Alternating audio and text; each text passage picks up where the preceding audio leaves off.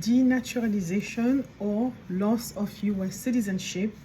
We've been talking more and more about it because the Trump administration has indicated that they will pursue denaturalization for some of people who actually deserve to go through the proceedings. Now, you have to remember that between 1990 and 2017, it was only 11 cases of denaturalization per year. Really, it's very, very small. Meaning it's not as, vast as someone would think. Now, we will get into more detail now to talk about denaturalization. First, let's start number one by the misconception, right? Number two, then we'll see exactly what make you, obviously subject to denaturalization, and finally, what are the defense against it, and then we will go from there. But before that, don't forget to follow this page, obviously, to join the page, share, that way you won't miss any notification from us when we talk about immigration news and update. Now, let's talk about the misconception. Misconception that is the most common that we hear is that you can come back from your travel, return to the United States and have your citizenship revoked by the CBP officer, the Custom Border Patrol. Is it true? No. Fact check, this is actually not possible, but it's quite interesting how it makes the round all across social media, about this being a fact. It is not true. And I will explain to you exactly why is that, because the law actually states otherwise. It is not very easy because to acquire your US citizenship, it's a long process, and to be stripped, obviously, of your citizenship requires several steps, because here we're talking about due process. Now, let's start. What are the examples, the condition under which you can find yourself under, obviously denaturalization? Number one, if they can show, and the world, the statement, the statute says those, the concealment of a material fact or willful misrepresentation. That's number one. And also, you illegally procure U.S. citizenship. This is one of the first examples under which you could find yourself on the denaturalization proceedings or loss of U.S. citizenship. Now, when they're talking about you illegally procure U.S. citizenship by doing this, meaning that you fail to satisfy this requirement. You remember, in order for you to become a U.S. citizen, you have to meet certain requirements. Now, if you fail to meet this requirement, for example, you did not maintain your permanent resident status. Yes, it may seem obvious, but in some instances, some people fail to do so. Number two, you do not have what is called good moral character. And this is very important because if you've been convicted of certain crime and this occurred less than 5 years prior for you obviously applying for citizenship, then you are not eligible for citizenship. Meaning when they're talking that about illegally being procuring, those are the instances where you did not disclose such, obviously conviction, and therefore, when USCIS made the decision on your case, they did not have all of the information. This is very important, and this is something that people, take for granted. You also have to show that you have continuous and physical presence, meaning that, for example, the classic one is you've been traveling between, obviously outside the United States and going to another country, probably yours, but you have an obligation when you fill out your application for US citizenship to list all of your travel, because you have to establish that you have physical presence as well as continuous presence. Now, the physical presence, it depends whether you're applying as a spouse of a US citizen or are you applying for another category, right? Now, if that's the case, then obviously it will be half of the previous 3 years. Obviously, if you apply as a spouse of a US citizen, if it's in another category, it will be half of the previous 5 years. You may think that, okay, it's actually something that's pretty much obvious, but you'll be surprised how people sometimes fail to meet this requirement. You also, like I say, you have to show you're a person of good moral character. This is also very important because if now, again, you fail to do that, there is a bar. You're not eligible for U.S. citizenship, right? This is very important. Also, we mentioned what is called concealment and willful misrepresentation. Misrepresentation can take many shapes and form. When we're talking about misrepresentation, it means that by you presented a fact or you failed to present a fact that will have allowed the officer looking at your case to make the proper decision, meaning that you probably withheld the fact or even you conceal it altogether, right? Meaning this is actually, or you presented in a certain way which was not the proper or actually the truthful one. This is very important. For example, concealment. What did they mean as concealment? For example, it would be that you're swearing on the oath that you do not possess any criminal record. This is literally you concealing your criminal record, criminal conviction, and then also that's misrepresentation because you're stating a fact that is actually not based on the truth. This is very important for you. And then obviously, and the fact that you're concealing, it means that you either giving a complete answer and you do not want the officer to discover the truth, or either you're giving also ambiguous answer. This is sufficient for a conclusion that you acquire your U.S. citizenship, obviously that under concealment, fraud, and misrepresentation. This is very important, meaning that if you find yourself in that, that will be a problem, obviously. Now, we have also another example where you can find yourself in, obviously denaturalization proceedings if during wartime, you as obviously a member of the armed force obtain actually, have been discharged in a dishonorable manner from the U.S. Army, and if actually you did obtain your U.S. citizenship based on this particular status that you have as a member of the armed force, that will be sufficient actually under section 329A of the Immigration and Nationality Act. They will come and they will actually initiate the denaturalization proceeding. Now, they also have what is called the Section 340 proviso, and this was actually during the Cold War. If you guys may have heard, then during the Cold War, at one point, there were some congressional hearing, regarding whether some people may have activity that the U.S. government will actually consider as against, obviously national security, national safety.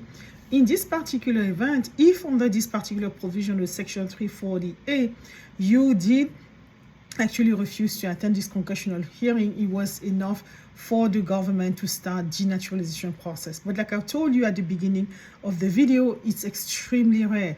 This provision basically does not even apply to anyone anymore because this congressional hearing we're talking about, decades and decades ago.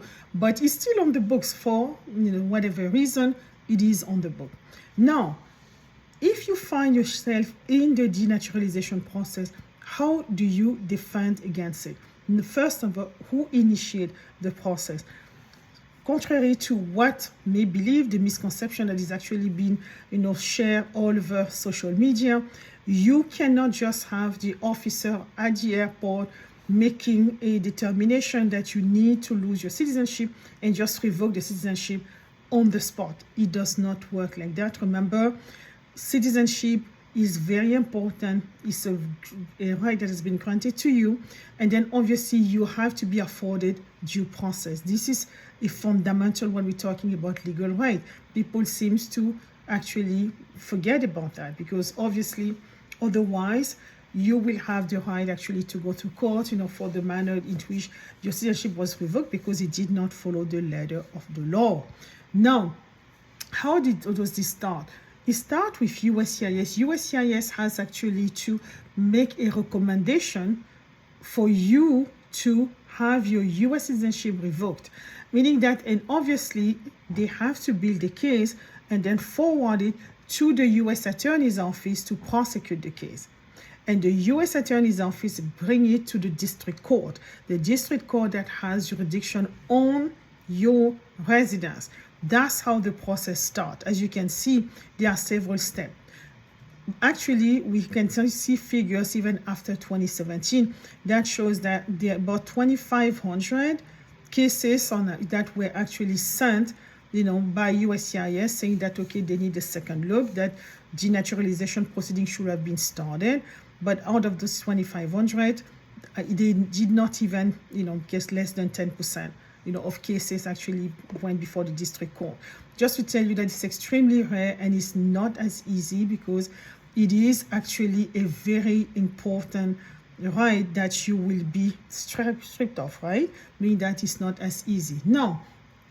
Now, obviously, if they start, the denaturalization, for fraud, saying that for conviction of fraud, remember that if you've been convicted also of certain crime, you may be facing denaturalization if actually that was not something that was, also disclosed, to USCIS in order for them to make the proper decision.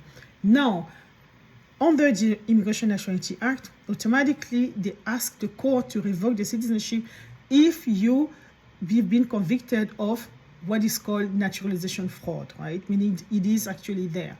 Now, that's something that move forward. We know we already discussed about that. Now, how can you defend yourself about it? How can you defend yourself? Obviously, we have this very big, obviously case that went all the way to the Supreme Court, and that was Mas Lenjak versus the United States. And he went before the Supreme Court. And this actually gave us an answer saying that the fact that you're eligible for citizenship is a complete defense.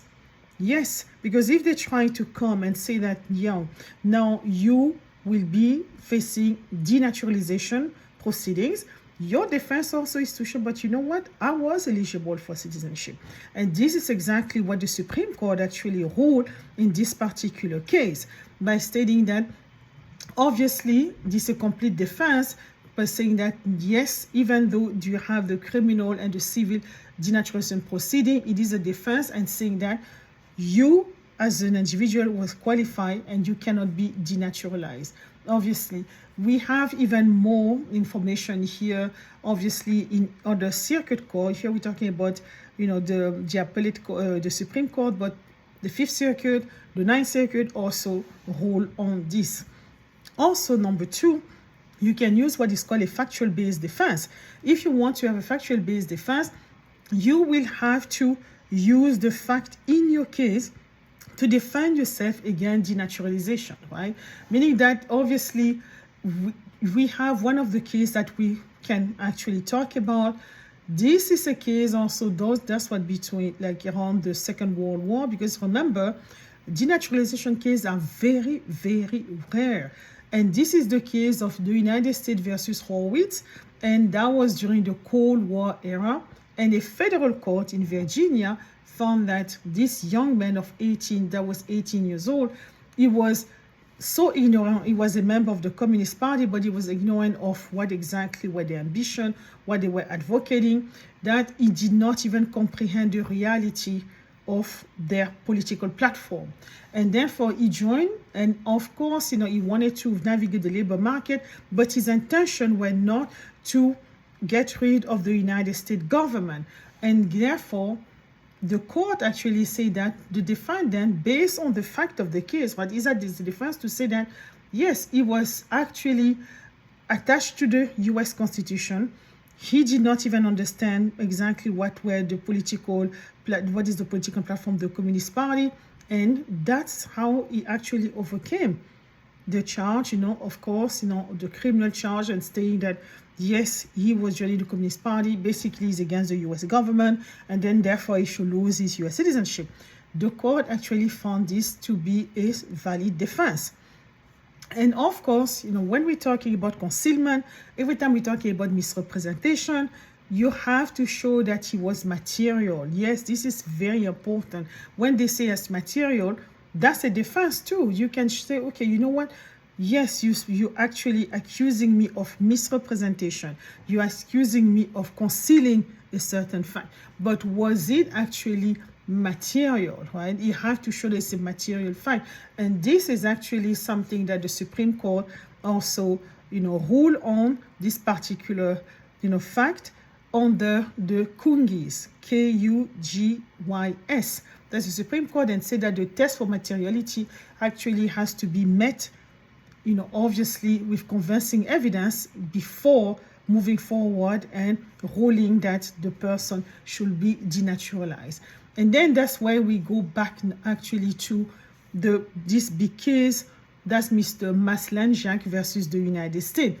What was the government actually arguing? The government was just saying this, that we're going to revoke the U.S. citizenship of, actually, as far as me, Mrs. Maslanjak, because she made false statement about her husband membership in the Bosnian Serb militia, meaning that in the 1990s. And then obviously that was the argument of the United States government by saying that, okay, concealment, misrepresentation, because you failed actually to disclose your husband membership to the Bosnian militia, and that will have probably be important for us, whether to grant you U.S. citizenship. That was the main argument of the U.S. government. Now, obviously, when they look at it, this is the analysis that the U.S. Supreme Court made.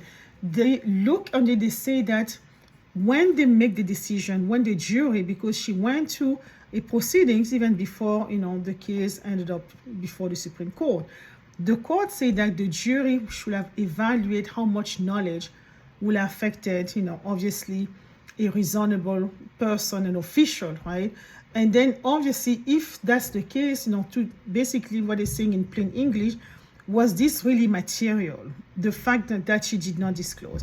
Will a normal officer, regular officer, will think that, yeah, the husband was a member of the Bosnian militia in the 1990s? Was that really relevant? Was that really material, whether to give her U.S. citizenship? This is actually, obviously, that was the link, and the U.S. Supreme Court actually said that, yes, we have to show that there is a causal link.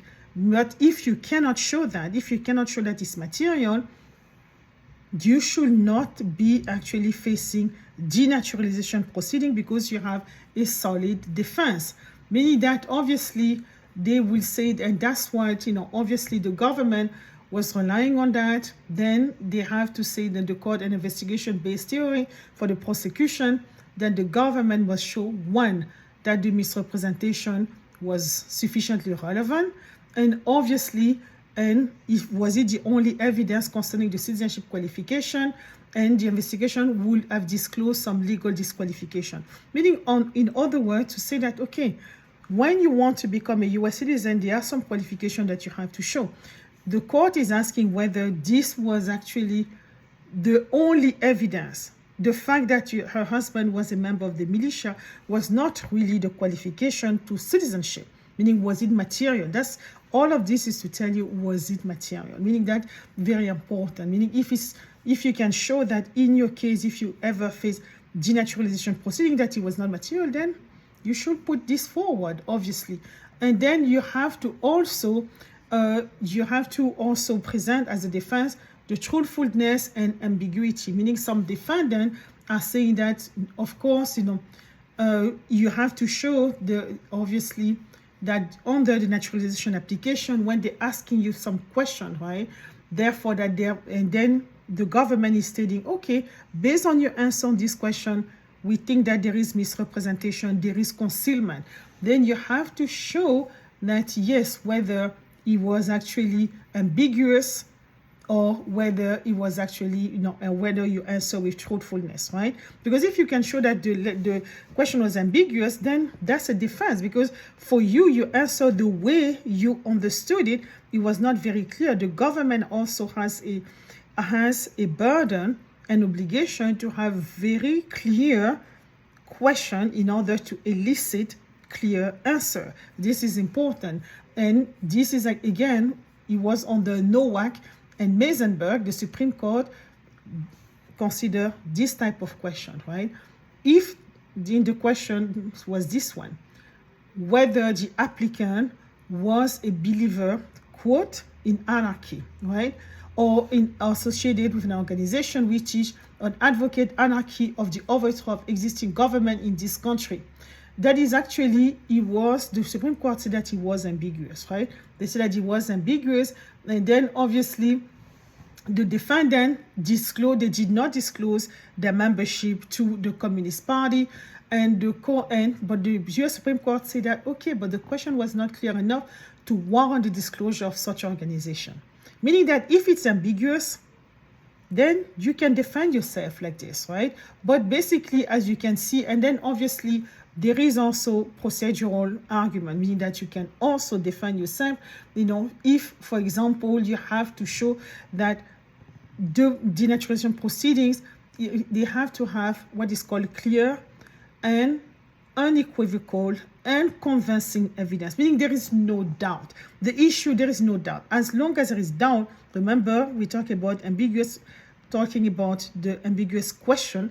Here, you can argue that, no, it is not clear, it is not unequivocal, and it's not convincing. Of course, this is a legal definition, but just to show you that it is a high burden to be able to strip someone of their U.S. citizenship. It's not as easy. And then obviously, there are certain type of evidence that you can put forward also to defend yourself. Normally, that's what you should do, right? And then there should be whether those evidence are sufficient or not. But you have to show the government, again, they are the one, carrying the burden of proof, because they're the one bringing, the proceeding against you. They have to show that, yes, because it's very important, to strip someone of their U.S. citizenship is a huge, obviously undertaking. Therefore, that's why they held to a level to higher, obviously standard. Then obviously there are some other argument that you can put forward, but this is basically, or either finally, if you see that the law was vague or it was ambiguous, yes, you can put this as obviously as a defense, right? And then you have other equal protection claim. You have so many claims that really, I don't want to be very technical, but at the end, what I want you to remember, you have a lot of defense against denaturalization. You cannot just assume that you can imagine to go back to this misconception that a U.S. Border Patrol officer could just strip you from your U.S. citizenship, revoke the citizenship without any due process, because all of these defense show you that you have due process. That's basically how that goes. But I hope that gave you a little bit of an information, of an inkling about that. But remember, no, it's not true. You cannot have your U.S. citizenship stripped, even if they accuse that. The burden of proof is so high. The process is extremely, complex, obviously, and it does not actually reside in the hand of one CBP officer. That's not how that goes. But thank you so much, for watching this video. I hope that it was a little bit, obviously giving you enlightening, about the process. Don't forget to follow this page, share, obviously, and then follow the page, follow the channel, and I hope to see you soon. Thank you. Bye.